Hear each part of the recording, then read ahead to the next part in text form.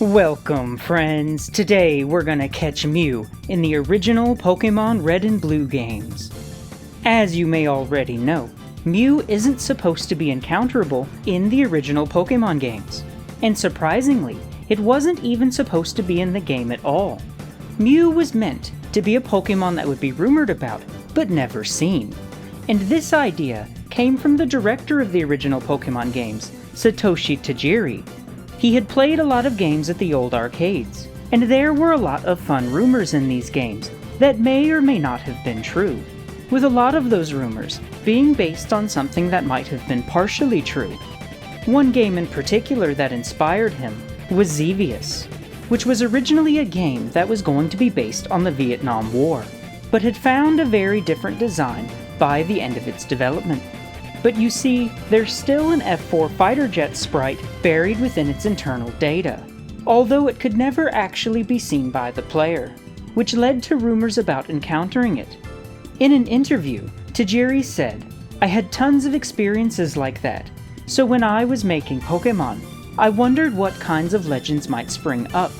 I heard this or that could appear if you do this or something. Let people's imaginations run wild. And with those sort of urban legends in mind, I came up with Mew, a character that exists but is never seen, just like the F4 fighter jet. Legends get talked about and live on. It's these kinds of urban legends that spread through the word of mouth that you really feel in your bones." So they intended Mew to be like that, having all sorts of lore about Mew in the game, like those journal entries in the basement of the Pokémon Mansion.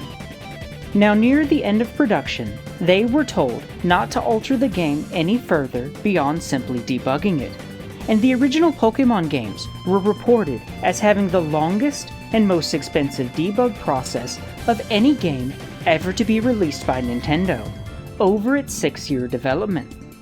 They also had to cut a whole bunch of planned Pokémon, due to the memory limits of what you could fit on a Game Boy cartridge. But by removing the debug and developer stuff from the game, left just barely enough space to fit one more Pokémon. So one of the programmers, Shigeki Morimoto, took it upon himself to put Mew in the game, even though Mew was never supposed to actually exist. In a podcast thing that they do for Pokémon, Morimoto said that he asked the artist, Ken Sugimori, if he could design it, but he never made the time to do it, and there was no time left. Mew had to be put in now, or it wasn't going to happen. So Morimoto designed it himself. The stats, the Pokédex entry, and he even made the sprite.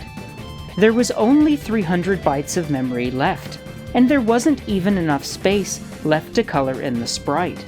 So that's why Mew's sprite is as simple as it is. Now, even though it was put into the game, it wasn't obtainable, or at least it wasn't supposed to be. But players had eventually discovered the glitch that we're gonna talk about today, that would allow them to encounter it, which at first made Nintendo quite angry, because Game Freak were explicitly told not to alter the game any further past simply debugging it. But the discovery about Mew fueled all sorts of fun rumors and myths about the game, and right at about this time, sales of the first Pokémon games were skyrocketing, perhaps due to the rumors.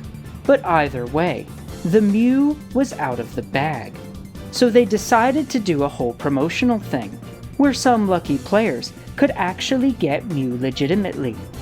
Over 70,000 wrote in, but only 20 were chosen. They couldn't do it for everyone, because Morimoto had to personally create and transfer each one individually over link cable. Now for us Americans, we had our own Mew giveaway through a Toys R Us event. All Toys R Us shoppers would receive one of these highly collectible sticker cards with any purchase for a limited time. Randomly beneath the Mew sticker, some lucky winners would see a message reading, "Caught me," to which you could come back on the special day, where a guy with one of these special Game Boys would just have a whole bunch of Mews on a regular game card to give people via link cable. Okay, So now I'm gonna show you how to catch Mew through what is known as the trainer fly glitch. You also don't have to worry about this glitch corrupting your game or save file in any way, because it's a rather harmless glitch. So first off, you need to have a Pokemon with either fly or teleport. Cerulean City is the most convenient location to do this, and it's also the earliest point in the game that you would be able to do it as well. So if you're at Cerulean City and you don't have the fly HM yet, you can catch Abra in this grass over here by the water, which of course always has teleport as its only move. What's also convenient about this spot is that there's a trainer in this tall grass that we can use to trigger the first step of our glitch. So to get it started, you need to walk into the range of a trainer that would battle you from off screen, and then hit start to pull up the menu right before they challenge you. Now this will only work with trainers who are off screen, because all NPCs face south for exactly 1 frame when they appear on screen before reorienting to their proper direction. And that's why you're able to pull up the menu during that short window of time. Hit down 1 time to take a single step down that would scroll the screen over, and hit start just as soon as your character finishes taking that 1 step before the NPC notices you. Now with this menu open, go to your Pokemon and use either Fly, or in this case Teleport, which warps you to the last Pokemon Center you've been to. The NPC will then try to challenge you just as soon as the menu drops, but then you get warped away to the Pokemon Center. Now what happens here is that the game has opened a battle, and during this time, you will not be able to open the menu anymore. What we're going to do next is battle a different trainer. Now in order for this glitch to result in encountering Mew, we're going to battle this youngster in particular, who also happens to be near Cerulean City. Now it's important that whichever trainer you battle next walks up to you to challenge you. You need to have at least 1 full empty space for them to walk up to you when they see you. If you're right beside that NPC trainer when they challenge you, such that they don't walk any distance, then the game will crash and you'll get stuck here. And that's because we've dipped out on the first guy before they've had a chance to walk anywhere, and we need to fulfill this event trigger of an enemy trainer walking up to challenge us. But after the battle starts, you just simply need to knock out all of the enemy Pokemon and win the battle. Now after this battle ends, you'll be able to open the menu again.